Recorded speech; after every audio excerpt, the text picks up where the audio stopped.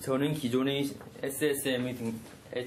슈퍼마켓과 다른 SSM의 등장으로 인한 문제점이 두 가지 분석하고 그에 대한 해결책을 제시하겠습니다. 판서해도 상관없습니다. 물론이죠. 또한 이에 수반되어 일부 집단에서는 이를 선동하여 사회적으로 소모적인 논란이 일으킬 수도 있습니다. 따라서 이것들을 해결하기 위해서 저는 세 가지의 방법을 제시하고 그것을 통해서 소득 감소를 막은 후에 이 사례들이 바탕으로 해서 다른 문제인 사회적 논란을 해결하는 구조로 진행을 하겠습니다. 저는 기업형 슈퍼마켓이 자영업자들의 생계수단인 슈퍼마켓이나 혹은 기타 영업점에서의 수입의 감소가 그들의 소득 감소로 이어진다고 생각하고 있습니다. 따라서 저는 그들에게 SSM의 등장으로 인해서 필요한 인재들을 그 사람들로 대체하여 그 사람들이 자영업자층에서 소득이 안정되어 있는 그 봉급 생활자층으로 이동시켜서 그 사람들의 생계를 보장해줘야 한다고 생각합니다. 또한 두 번째로는 기존 시장 공급자들의 공급 체계는 굉장히 낙후되어 있고 후진성을 면치 못하고 있습니다. 그에 비해서 SSM은 대량 구매와 합리적인 유통 체계를 바탕으로 해서 원가 구조에서 우위를 점하고 있습니다.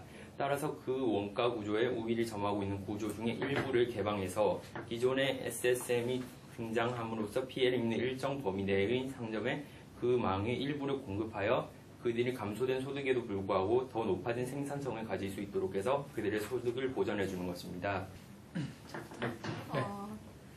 장점으로는 굉장히 차분하게 준비해오신 대로 다 잘 발표하신 것 같고요.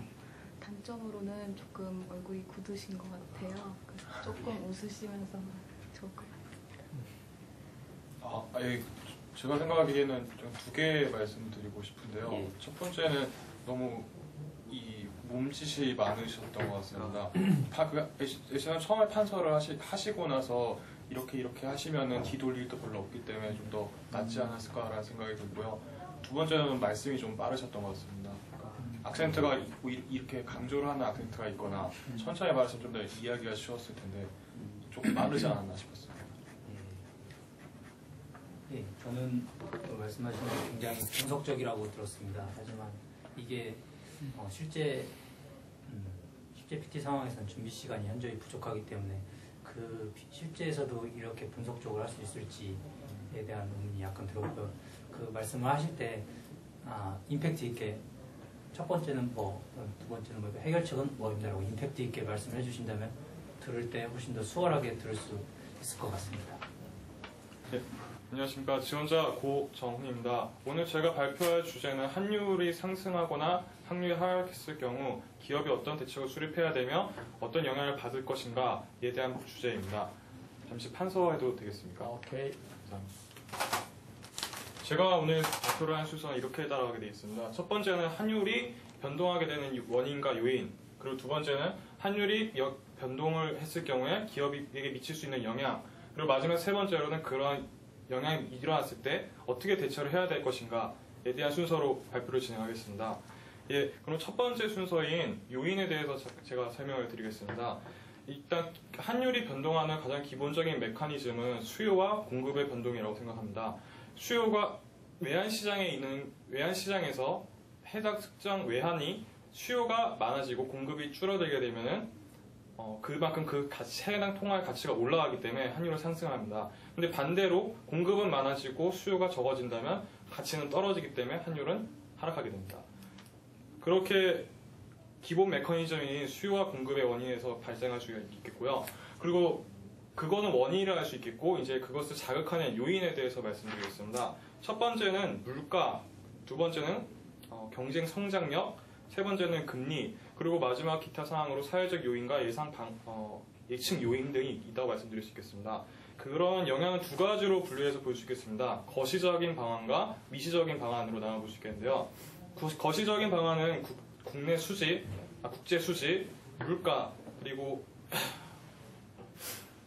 외채 부담, 그렇게 거시적인 큰 부분으로 볼 수 있겠고요. 미시적인 부분은 이제 기업의 채산성이 변동된다는 부분, 그렇게 두 가지로 나눠볼 수 있겠습니다. 예를 들어 경상수지 같은 경우에 환율이 올라갔을 경우에 수출 가격이 그러면 가격 경쟁성을 갖게 되는 겁니다. 그러할 경우에는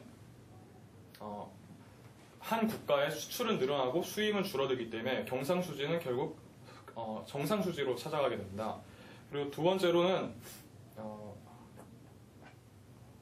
환율이 올라갔을 경우에는 생산 원가가 올라가게 됩니다. 해당 원자재에 대해서 외국 시장에서 사와야 되는 기업이라면 그 물부품을 사올 때 왜 더 많은 돈을 투자해야 하기 때문에 결국에 원가는 올라가게 되고 이는 국내 전반적인 물가의 상승을 유도할 수 있겠습니다.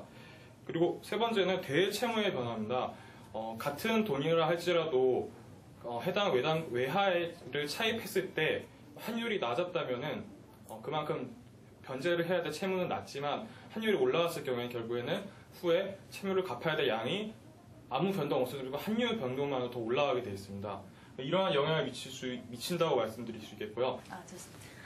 우선 차근차근 조리 있고 논리적인 설명이 좋으시고 또 판서를 할 때 딱딱 목차만 적어서 궁금증을 좀 유발할 수 있어서 좋았는데 좀 너무 어려운 용어보다는 예를 들어서 좀 이렇게 설명을 해주면 좀 더 이해하기 편할 것 같다고 생각합니다.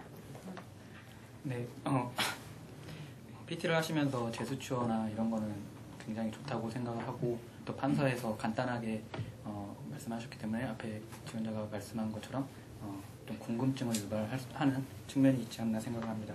I can't take you doing that thing you do.